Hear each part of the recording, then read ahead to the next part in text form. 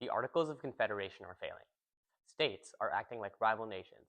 Debt is piling up. The central government is powerless, and something must be done. Thus, the Constitutional Convention.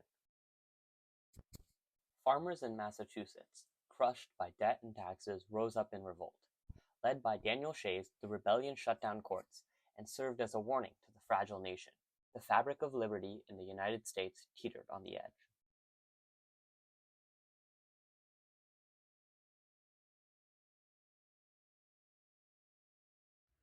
Gentlemen, we need a strong national government. The Articles are a joke without the power to tax, raise an army, or create treaties with other nations.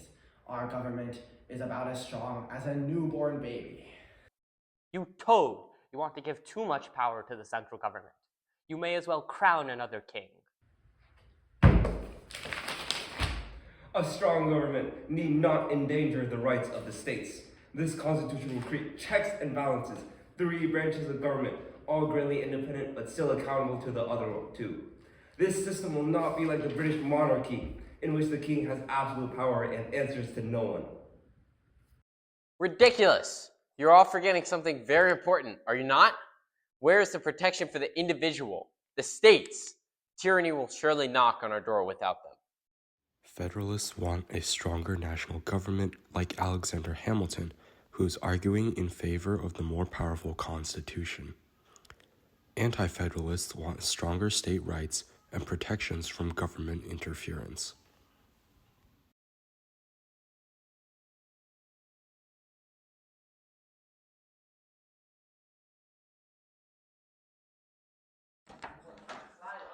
Gentlemen, compromise is the glue of republics.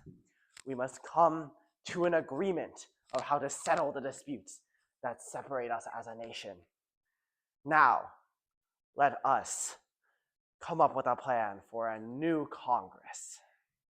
And we shall have a Congress, a powerful Congress that is based upon the population of the states to ensure proper representation in government. And force smaller states to live under the despotism of the many? Under your rule, my state will not possess the proper representation that we deserve. You larger states will have too much power, so I propose that each state shall get an equal representation in Congress. Quiet, quiet. I have a way that we can resolve this dispute. Let us have a House based on population and a Senate with 2 votes per each state. This bicameral legislature will ensure both small and large states have proper representation in our new government. We hold that the government shall count both our free and enslaved population and representation. We provide the backbone of the economy. Why should we be denied fair representation of our population? You claim this is fair representation, but really it is quite the opposite. Slaves are denied their freedom under your rule. How dare you count those you refuse to see as equal in your representation? They compromised. Enslaved people would count as 3/5 of a person for both taxes and representation. Still incredibly unjust, but a concession made to further the broader constitutional agenda. The 3/5 compromise would stand for 80 years until its abolishment following the Revolutionary War.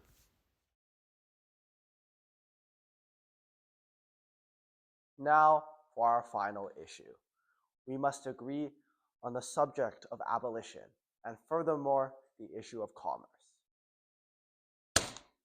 Abolition? South Carolina will never go along with a constitution so radical as to call for the destruction of our most profitable industry. The resulting commerce compromise allowed the federal government to regulate trade, but didn't prevent it from imposing export taxes and interfering in the slave trade for the next 20 years. Behold the Constitution that defines our beautiful nation. This document shall persist for hundreds of years and provide the groundwork for which this nation shall be built. Halt! We demand a Bill of Rights. We refuse to ratify without it. There is no guarantee of freedoms and no limit on government power. A blank check to power is not liberty, and we demand protections. In taverns, town halls, and all across the 13 states, citizens debated on this new constitution. Pamphlets and propaganda were everywhere. Speeches rang out in the streets, and slowly, states began to ratify. The Constitution was signed in 1787, but not everyone was convinced. Federalists wrote the Federalist Papers. Anti-Federalists demanded a Bill of Rights, which was added in 1791. This bill included the first 10 amendments to the Constitution, guaranteeing the rights to free speech, religion, and many other liberties we hold fundamental today.